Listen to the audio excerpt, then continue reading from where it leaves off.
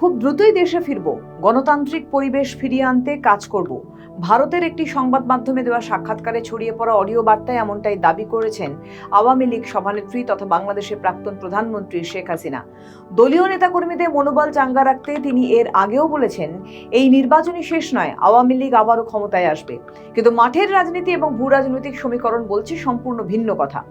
রাজনৈতিক বিশ্লেষকদের মতে শেখ হাসিনার এই বার্তাগুলো আসলে ভেঙে পড়া দলের অস্তিত্ব টিকিয়ে রাখার এক মনস্তাত্ত্বিক চেষ্টা মাত্র। বাস্তবতা হলো তার বাংলাদেশে ফেরার পথ কার্যত রুদ্ধ। বিগত 2024 সালের জুলাইয়ের গণ অভ্যুত্থানের পর থেকেই মাঠের রাজনীতিতে আওয়ামী লীগের কোনো দৃশ্যমান অস্তিত্ব নেই। অন্তর্বর্তীকালীন ও পরবর্তী সরকারের সিদ্ধান্তের অনেক আগেই দলটি রাজনৈতিকভাবে নিষ্ক্রিয় হয়ে পড়েছিল। গত বছর মে মাসে আওয়ামী লীগের কার্যক্রম নিষিদ্ধ করা হয়, কিন্তু এর 10 মাস আগে থেকেই বাংলাদেশে আওয়ামী লীগ নেই। 2024 জুলাইয়ের শেষার্ধ থেকেই আওয়ামী লীগ কার্যত বিলুপ্ত। বর্তমানে শুধু অনলাইনে কিছু তৎপরতা থাকলেও গত 2 বছরে রাজপথে দলটির কোনো সাংগঠনিক কাঠামো চোখে পড়েনি। শেখ হাসিনা নিজে দলীয় কর্মীদের সামাজিক ও পেশাজীবী কর্মকাণ্ডে সক্রিয় হওয়ার আহ্বান জানালেও তাতে তেমন সাড়া মেলেনি। এমনকি দলের প্রথাগত সাংস্কৃতিক ও বুদ্ধিজীবী বলয়ও এখন পুরোপুরি স্তব্ধ। শেখ হাসিনার দেশে না ফিরতে পারার সবথেকে বড় বাধা আইনি। আন্তর্জাতিক অপরাধ ট্রাইব্যুনালের মামলায় ইতিমধ্যেই তার ফাঁসির রায় হয়েছে, যেখানে আপিলের সুযোগও সীমিত।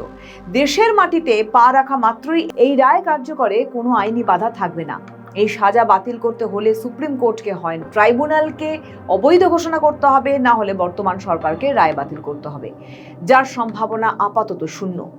ভারতের দীর্ঘদিনের রাজনৈতিক চর্চা হলো আশ্রিত কোনো ব্যক্তির নিজ দেশে প্রাণের ঝুঁকি থাকলে তাকে ফেরত পাঠানো হয় না, যেমনটা দালাই লামার ক্ষেত্রে হয়েছে। ফলে ভারত চাইলেও শেখ হাসিনাকে এই মুহূর্তে বাংলাদেশে পাঠাবেন না, যেমনটা অতীতে বিএনপির বর্তমান প্রধানমন্ত্রী তারেক রহমানের ক্ষেত্রেও দেখা গিয়েছিল।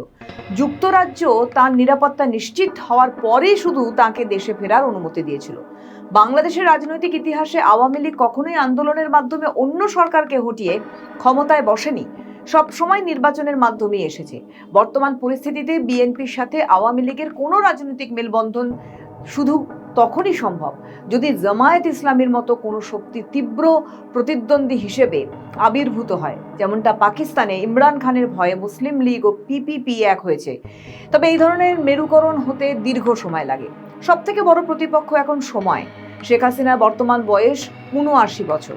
ক্ষমতা হারানোর হতাশা, পরিবার থেকে বিচ্ছিন্নতা এবং মাথার উপর ঝুলন্ত ফাঁসির রায়, সব মিলিয়ে তিনি প্রচন্ড মানসিক চাপের মধ্যেই আছেন। সম্প্রতি তাঁর অডিও বার্তাগুলোর সত্যতা নিয়েও এআই প্রযুক্তি এই যুগে প্রশ্ন উঠেছে।